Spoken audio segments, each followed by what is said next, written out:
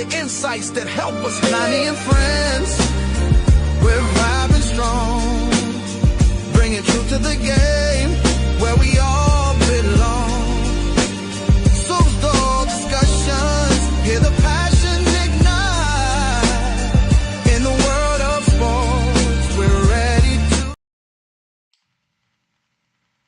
Hello, everybody. How you doing today? This is Lonnie Washington, and this is Lonnie and Friends.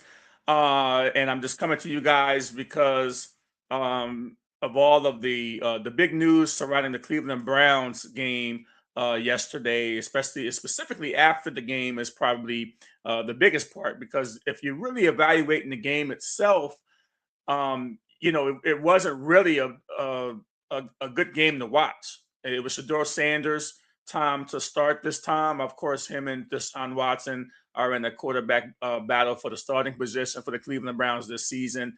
The game started out, first of all, it was an hour rain delay. So there was some lightning after the first couple of plays, and then they decided that they were going to call the game on a delay.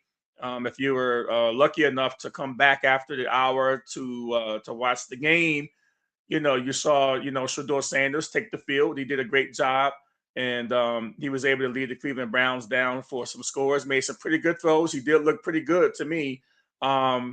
He was up 9 of 11, 74 yards, one TD, and an interception that I thought that he threw behind the receiver, and then the ball got tipped up in the air. And, of course, that's it. Now, that's the second interception that Shador Sanders has had in the preseason. One, of course, the big overthrow last week in the Chicago Bears game, and then this pick kind of behind the receiver. Got to throw that a little bit either on target or a little ahead of the receiver so he can catch the ball and not have it tipped. Now, it did, to be fair, the receiver probably should have had it, but when your momentum is going one way and you have to turn back, of course, bad things are probably going to happen, especially if you're covered really, really tight. So kudos for him. I mean, he came in against a Buffalo's defense that was pretty stout, and he showed up. Obviously this quarterback race is very contentious right now. It's very controversial of who should start. The fans are split, right down the middle. I'm not sure if it's down the middle now. I think people really prefer Sanders, but obviously Deshaun Watson, he's had some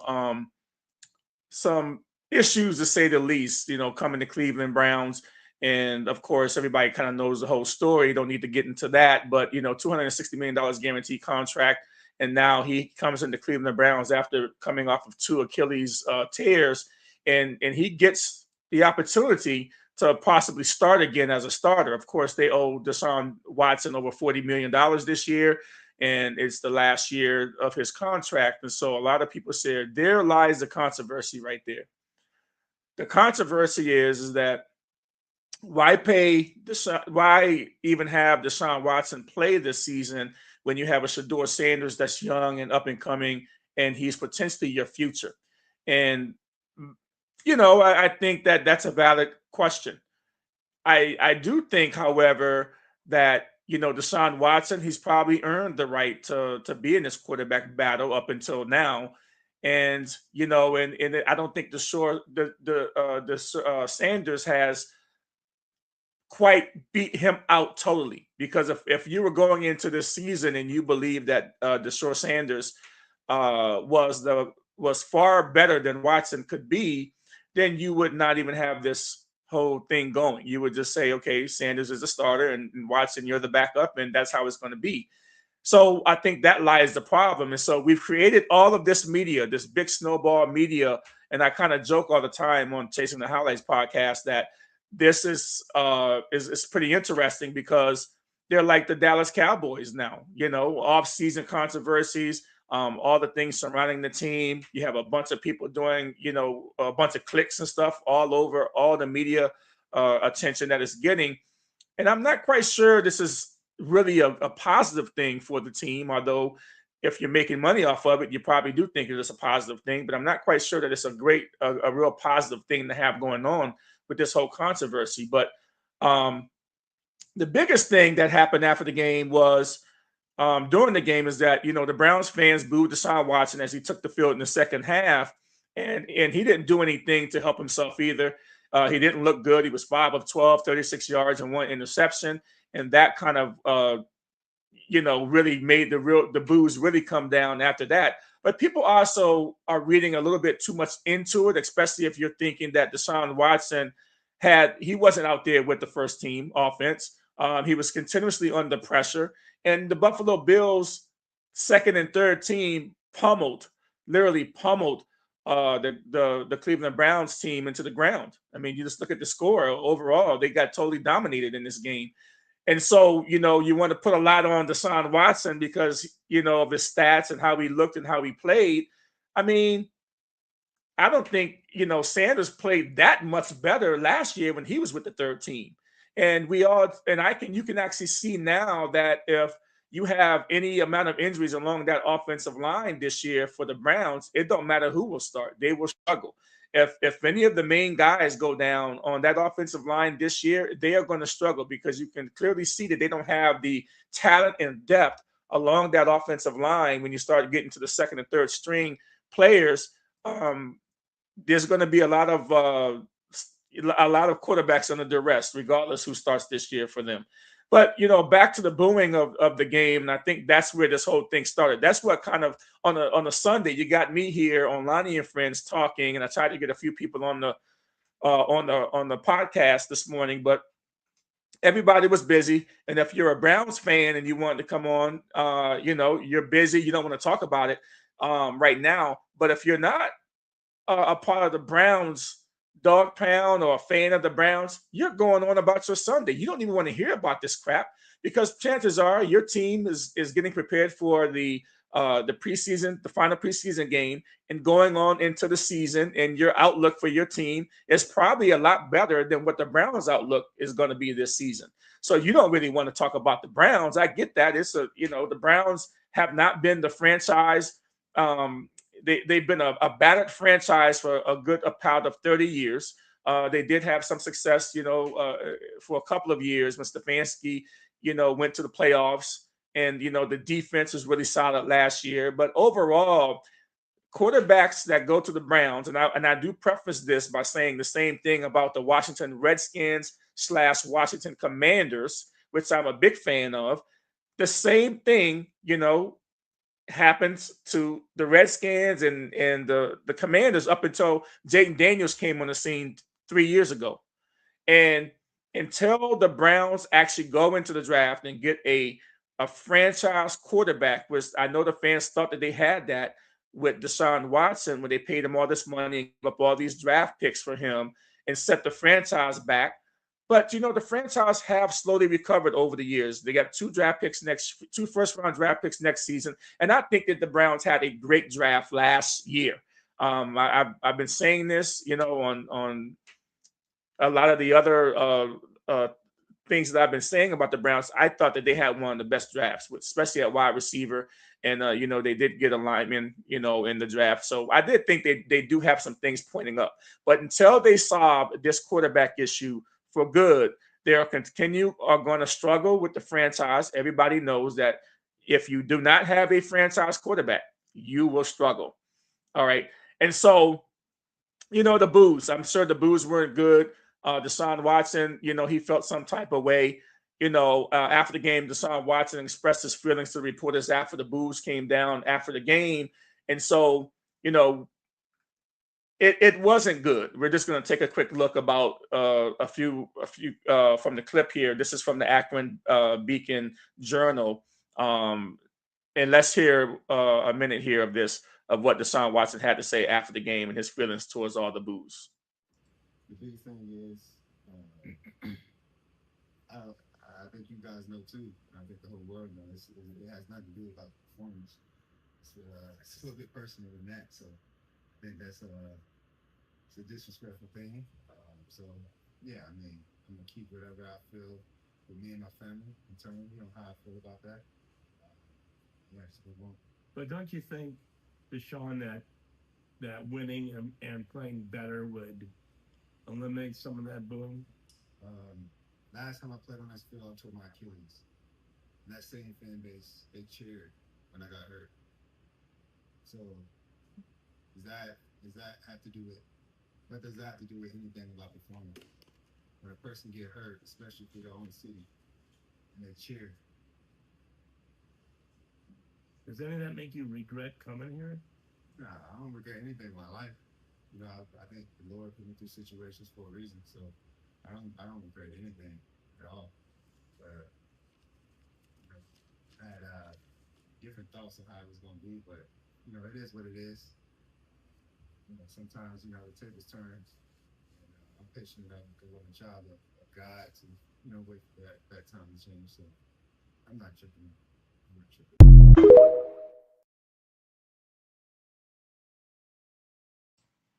So yeah, I mean that was a lot to unpack from Deshaun Watson. It's really the first time that you had a chance to actually see really how he felt. I mean, obviously he hasn't really said a whole lot over the last two seasons, but obviously the booze bothered Deshaun Watson, and he's a lot of that stuff that he said and was he thought he was going to be able to handle it mentally pretty much that if he was going to be booed and he didn't play well, so obviously that kind of went into a lot of the other boos. But before he even took the field, and he actually said that this is not something about the play on the field. This was personal. He feels that the Cleveland Browns fans, and a good portion of them, have a personal thing against him, and he actually expressed that. Now, moving forward, of course, if you're reading the headlines today, you're hearing about everything, everything that's going on with the Cleveland Browns organization. People on podcasts this morning on the Sunday talking about they have to move forward and get him off the team. I saw something that RG3 actually said too on his podcast, that you're going to have to move forward and get rid of Deshaun Watson right now. But a lot of people don't realize the impact that that's going to have on this football team if Deshaun Watson is cut today. If the Cleveland Browns come out and because of what was said by Deshaun Watson in that press conference and cut Deshaun Watson, they're going to have a $127 million cap hit. And that is going to be due. That's going to happen immediately. They're not going to be able to spread this cap hit over the next two seasons. And instantly, that makes the Cleveland Browns only have about $1 million to spend at all in their salary cap this year if they cut Deshaun Watson. So the impact is grave versus them keeping Deshaun Watson on this team, toughening it out, letting them play whatever the situation may be, and then after June 1st, they'll be able to take that $127 million and kind of distribute it over the next two seasons. They already owe him $40 million this year. A lot of fans don't understand what the impact of not having Deshaun Watson on this team and cutting him will do to the overall financial salary cap for the Browns if they cut him now. And so a lot of people are just chirping. They're just saying stuff out of feelings. They're not looking at the business side of things with the Cleveland Browns. And, it's one of those things that it's like, you guys that don't even know what you're talking about. You guys don't look at what the GM and probably the ownership and the coaches probably really know. It's crazy that they're in this position, but obviously, there were some things also that Deshaun Watson's wife said. I think she said like something, and I'm paraphrasing, 4 more months, meaning that in 4 more months they're going to be able to take and get the heck out of Cleveland and hopefully get picked up by a team that values him and that he can move forward with his NFL career. Because make no mistake about it, if they cut Deshaun Watson tomorrow, you're going to have a number of teams calling, he's going to be able to go pick whoever team he wants to go to, first of all, after he clears waivers. And any team's going to be able to pick him up to make him their backup quarterback. And so having a change of scenery for Deshaun Watson and moving on past the Cleveland Browns is not necessarily a bad thing, because I truly believe that quarterbacks that go to Cleveland, and there's been a lot of proof of this, go there to not have a good career. And they've got 30 years of backing to prove that if you go to play for the Cleveland Browns, that your career is not going to be good in Cleveland, or maybe it can be better after Cleveland, but not while you're playing for this organization. I don't know. I can't put my hand on it. I know when the Redskins sold to Josh Harris and the Commanders, they had a whole new regime come in. They drafted Jaden Daniels at quarterback. and at number 2. And the next season, they went to the NFC Championship after not doing that for 30 plus years. So the change of ownership, the change of upper level management, and the change of in getting a franchise quarterback does have a big impact, right? So I don't know where they go from here. And I'm gonna wrap this up here because I think the Browns should call the 49ers and offer a second or third round pick for Mac Jones. Now, yeah, mac and cheese. I'm talking about mac and cheese here. It's not far-fetched that right now, and just so you know, Mac Jones can walk totally after this season for the 49ers. If I was the Browns, I would be on the phone right now calling over there and talking to the 49ers about getting Mac Jones on this Cleveland Browns team for a second or third round pick. And you know what? 49ers might not say, no, dude, I want one of your first round picks. But that would be absolutely ridiculous if they did that. But at the end of the day, how desperate are the Cleveland Browns to find a franchise quarterback? It's not far-fetched for me to say, you know what? If you're gonna cut Deshaun Watson or keep him on this team, because if you cut Deshaun Watson, what do you got beside Deshaun Watson? Shador gets hurt, you're going to put Dylan Gabriel in the game. Yeah, that Dylan Gabriel, that dink and dunk Dylan Gabriel that you're going to put in the game if you cut Deshaun Watson, and then Shador Sanders is the starter, and then something happens to him, and then you got Dylan Gabriel coming into the game, and you also got a rookie behind him. Who do you have that can come on this team and make a big impact if Shador gets hurt? It's not going to be Dylan Gabriel. It's not going to be a rookie that you drafted. Okay, so I would say go get yourself a Mac Jones, an experienced guy. What he did last year, 6-2 as a starter for the 49ers last year, was nothing. It proved to me that Mac Jones deserved a second chance to be a starter in the league. So why not? If you're the Cleveland Browns, I would go and seriously offer the 49ers, a second or third round pick for Mac Jones and get him in the building. Now you can cut Deshaun Watson, or just tell Deshaun Watson, you know what? We're not going to cut you. Just stay home. All right. Just stay home. Whatever you're going to do, just stay home. We don't need you in the building at this point. However, you're going to handle that situation, but you need a starter, an experienced person to come in and either start now or back up Shador Sanders. That's what you're going to do if you're the Cleveland Browns. And you know what? I would pick up the phone, throw a Hail Mary pass in this situation because you're going to need it. You start off in a couple of weeks with the Jacksonville Jaguars. You're going to go down into Jacksonville, and you're going to have all this controversy swirling around the team if you still have Deshaun Watson on the team, if he's not named the starter. Okay, if he's named the starter, I think you might have a little bit of a chance against Jacksonville. But that defense of Jacksonville is going to be ready to pin their ears back and come right after whoever starts for this team. But I would definitely think about Mac Jones if you're the Cleveland Browns, to get him in this building and to possibly he's very competent. The things that he did with everyone hurt last year and getting the 49ers pretty much in the playoff hunt and keeping them in the playoff hunts last year, I think Mac Jones could be a solution to run this offense, and it's a competent starter again in this league. And whether the 49ers let him go now or he walks next year, someone's going to get Mac Jones, and he's going to get another chance to start in this league. He's earned it. He looks great, and I think it's going to be a really good story for Mac Jones. So however it pans out for Cleveland, good luck with that. Everyone has talked about the Cleveland Browns more than they should have. I don't think they're going to be a great team this season, regardless who starts. But I do think Watson probably gives them a better chance to win more games if he can stay healthy, because he has some experience. But after yesterday's press conference, I'm not quite sure that that's something that's going to happen. I think that the Browns, you should never let your fans choose your quarterback. You should never, listen to me, you should never let your fans choose who should be starting your quarterback. You should let whatever happened during training camp and what's happened up until now determine who's going to be your quarterback, especially if you're Todd Monken. You can't just let the fans, choose your quarterback.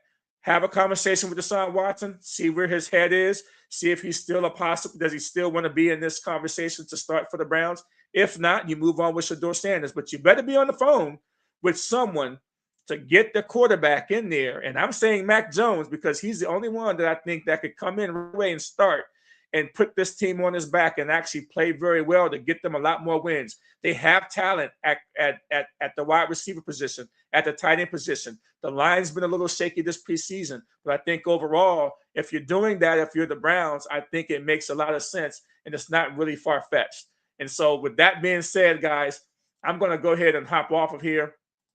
And, and I just wanted to pop on here to let you guys know how I felt about this whole controversy about the Shedeur Sanders and Watson and what was said yesterday in the press conference. And so thank you guys for watching. Until next time, this has been Lonnie and Friends.